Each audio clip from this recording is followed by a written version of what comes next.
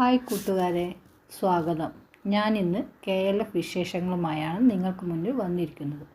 കോഴിക്കോടിൻ്റെ പെരുമ വർദ്ധിപ്പിക്കുന്ന കോഴിക്കോട് ബീച്ചിലാണ് DC ബുക്സ് KLF ഒരുക്കിയിരിക്കുന്നത്. ബീച്ചിലേക്ക് വരുമ്പോൾ നീലയും വെള്ളയും കലർന്ന കുഞ്ഞൻ ഭക്ഷണ ഉന്തുവണ്ടികളാണ് നമ്മെ ആദ്യം സ്വാഗതം ചെയ്യുക. അതിന് സമീപമുള്ള സിമൻറ്റ് വരമ്പിൽ ജാതി ഭേദമന്യേ പലരും ഇരുന്ന് ഭക്ഷണം കഴിക്കുന്നുണ്ട്.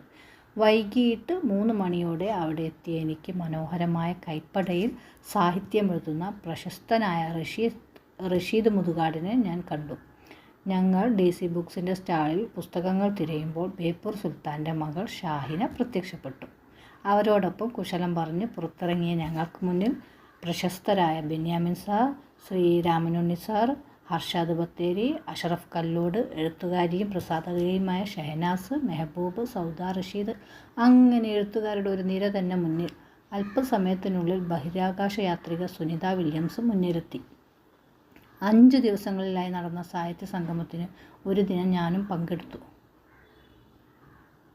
എടുത്തു പറയേണ്ടത്, ഇത്രയും മനുഷ്യർ എവിടെ നിന്നാണ് ഇവിടെ ഒഴുകിയെത്തിയതെന്ന് നമ്മൾ സംശയിച്ചു പോകും. കാരണം ലോകത്തിൻ്റെ വിവിധ മേഖലകളിലുള്ള, ലോകത്തിൻ്റെ നാനാ കോണുകളിലുള്ള പല തരത്തിലുള്ള അക്ഷരസ്നേഹികൾ അവിടെ കൈയടക്കിയിട്ടുണ്ട്. അവരുടെ വിശേഷങ്ങൾ പലരും പങ്കിടുന്നതുണ്ട്. പിന്നെ കലാപരിപാടികൾ നടക്കുന്നുണ്ട്. എല്ലാം ഞങ്ങൾ കുറച്ച് സമയം നോക്കി നിന്നു. എന്നാലും വല്ലാത്തൊരു മനസ്സിന് സന്തോഷം തരുന്നൊരു പ്രതീതിയായിരുന്നു. ഏതായാലും അടുത്ത വീഡിയോയിൽ കൂടുതൽ വിശേഷങ്ങളുമായി ഞാൻ നിങ്ങൾക്ക് മുന്നിൽ വരുന്നതായിരിക്കും. Okay, by.